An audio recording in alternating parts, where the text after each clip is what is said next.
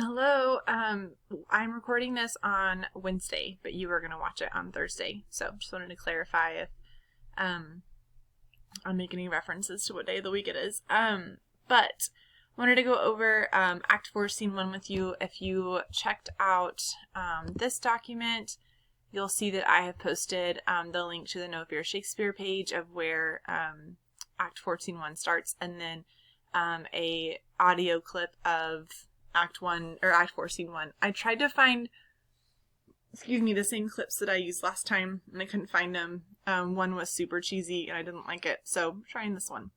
And then when you see this, you'll have the links to this discussion here.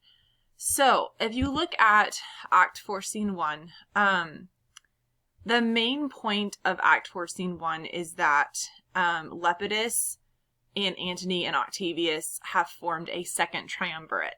Okay. I also want to point out, if you go to classwork under week 5, I have this tab here. It has a document you can open up, and it says first and second triumvirates on it. So the first triumvirate we know was Pompey, Crassus, and Caesar, and then it tells you when all of them died. And then the second triumvirate is Antony, Octavius, and Caesar, or Antony, Octavius, Caesar, and Lepidus, and it was formed in 43 BC. This is historically speaking, and it ends in 38 BC. They force Lepidus out of power. Antony dies in 33 BC, and then if you've heard of Antony and Cleopatra, same Antony, and then Octavius Caesar becomes the new leader of Rome, and this was the leader that would have been Caesar Augustus in the time of Jesus' birth. So he ruled Rome from 27 BC to 14 AD when he died. He's also the grand nephew of Caesar and also his adopted son, which we talked about before. And then before we start the next scene, I'll go over this map and what it means. But I wanted to point out that there was a first triumvirate, and then Antony, Octavius Caesar, and Lepidus have begun the second triumvirate. So when we find them here on Act 4, Scene 1, we see that Antony is now taking his power, and we see him that they are basically writing down a list of names of men who need to be killed. And so we have to wonder, do they realize that they're doing the exact same things that the conspirators were doing when they, said, well, we need to kill Caesar, and now they're doing the same thing. So Antony, or Octavius is talking to Lepidus, saying that your brother must die, and then that Mark Antony's nephew has to die, and they're like, yes, we understand. And then they send Lepidus to go to Caesar's house to get his will, and then tell him to come back. And once Lepidus leaves, this is when Antony starts to talk about how he feels about Lepidus. Now, we don't know a lot about Lepidus. We just know that, he's someone that they could ask to help them have a triumvirate with, and so this is who they've got. And he basically says, does it make sense that once we divide the world into 3 parts, that he should be one of the 3 rulers? So they have now this idea that they're going to rule the world. They're going to, take control, even though that's kind of what they were trying to prevent from Brutus and Cassius taking control, and now they want to take control. So as the scene continues, we get over into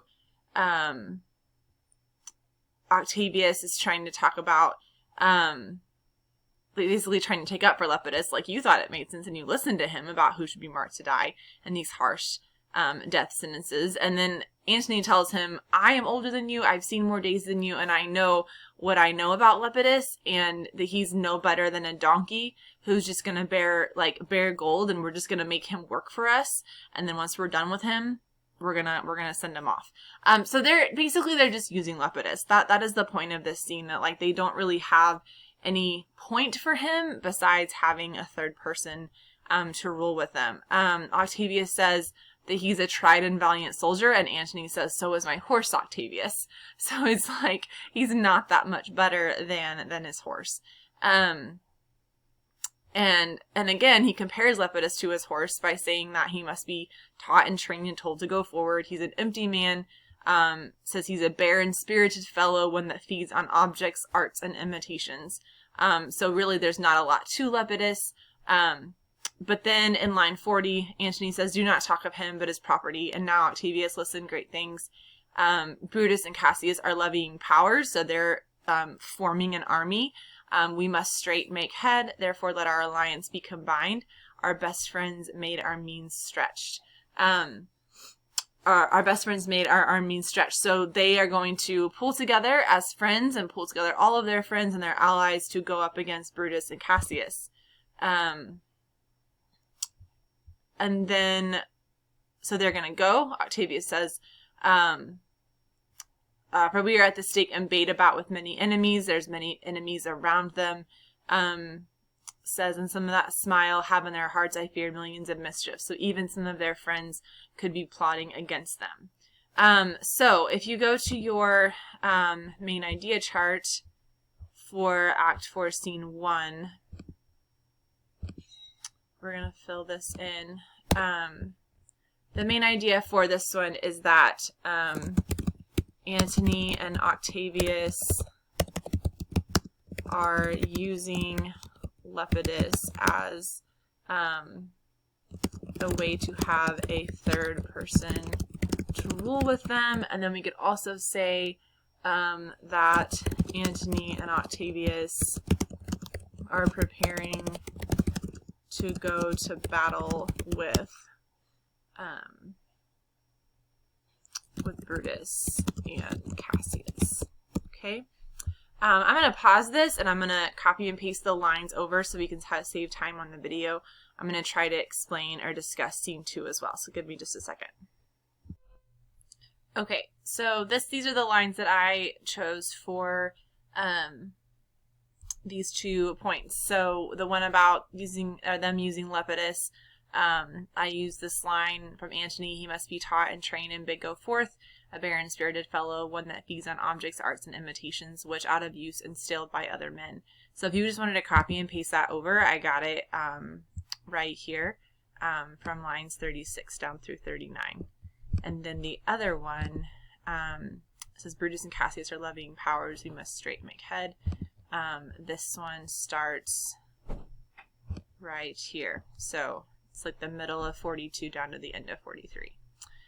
So that is pretty much it for Scene 1. It's not a lot going on. It's just that it's establishing the fact that Antony and Octavius and Lepidus are this triumvirate, and that Antony and Octavius are going to take this power, even though maybe they shouldn't take it. They're still going to take it. Okay, and then we get into Scene 2, and I'm going to do my best to go through this quickly. So in Scene 2, we have, they are on the battlefield. So let me explain this, and I mean, we may get cut off, and if that's fine, I'll just post another video. So if you look at this battle, this is where the Battle of Philippi took place as it is described in the play. So you have Antony and Octavius coming from Rome, and then you have Brutus and Cassius on this side coming from or headed towards Sardis, or headed from what would be modern day Turkey today. So if you skip down to this map, I'm going to try to zoom in a little bit closer. Where they are, excuse me, I'm sorry, is like right here. Okay. So this, let me skip down even further. Okay. It's like right here. So this is Macedonia. They're in Greece. Philippi is in Greece, and they're coming from Turkey. So the battle is taking place like right here. So they would have been in Rome. Okay. When Brutus and Cassius fled, they fled through this way and came over here somewhere. And then, so this is like, oh, it's really close down. So yeah, so this is like a zoomed in picture. So just kind of to give you some context of where they are. So as we start Scene 2, Cassius is on his way to join Brutus's forces. Lucilius is like, Brutus is kind of like his like right-hand guy a little bit, one of the soldiers. And then you have Titinius and Pindarus who are with him as well. And so they're asking him, if like when because they have just come from seeing Cassius. So Brutus is asking them, how did Cassius treat you? And Lucilius says, with courtesy and with respect enough, says, but not with like the friendly conversation, like the friendly niceties that he has used of old. And Brutus says, thou hast described a hot friend cooling, kind of like a warm friend who's cooling off. This was what the modern translation says.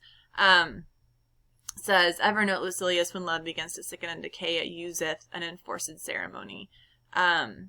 So he has this thought that something's going on with Cassius to make him treat people a little bit differently.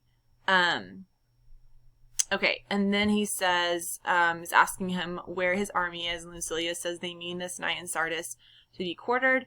And Lucilius says the greater part, the horse in general, are come of Cassius, so they're going to try to get to Sardis that night. And then they hear him outside the tent that Cassius is there. So basically the whole point here is that Cassius is just getting closer and that he arrives during this scene.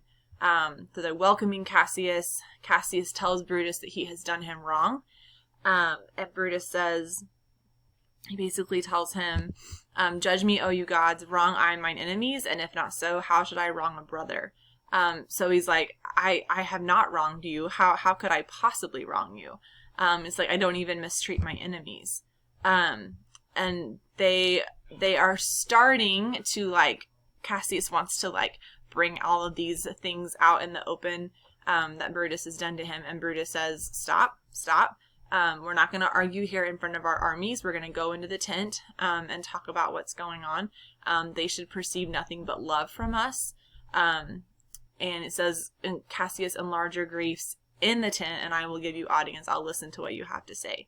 And then Cassius tells Pandarus to take, the soldiers away from this ground so they don't have to hear what's going on. So this just kind of sets up for scene 3 that Cassius has some beef with Brutus. We don't know what that is yet, but he has something against him that he's not thrilled with that Brutus has done. And so we kind of have this conflict between Brutus and Cassius, which is interesting because up until this point in the play, they've been on the same side for the most part. We have seen Brutus kind of come at Cassius and kind of contradict him on some things that Cassius wanted to do. And so we're going to kind of see maybe how there's a little bit of like a power struggle here, and see how they're getting along a little bit. So I am going to go back to your chart and we're going to fill in this point. And I don't know. So tell me how much time I have left. Sorry about that. We've got about 2 minutes left of this video, so we're going to go quickly here. The point of this scene is to show that Brutus has something he wants to confront. No, sorry, this should be Cassius. Cassius has something he wants to confront with Brutus, or that he wants to, say, discuss with Brutus. Okay, so let me pause this. Okay, so the point of this scene is to show that Cassius has something he wants to discuss with Brutus, and then this is the evidence that I chose from scene 2. It is from lines 46 through 48, if you want to copy and paste that over onto your chart. Okay, so I'm going to stop this video, I'm going to make a new video, and we're going to go down and fill in some information about Antony from this scene that we've read so far, and then we can come back and add anything else if we need to from Act 5.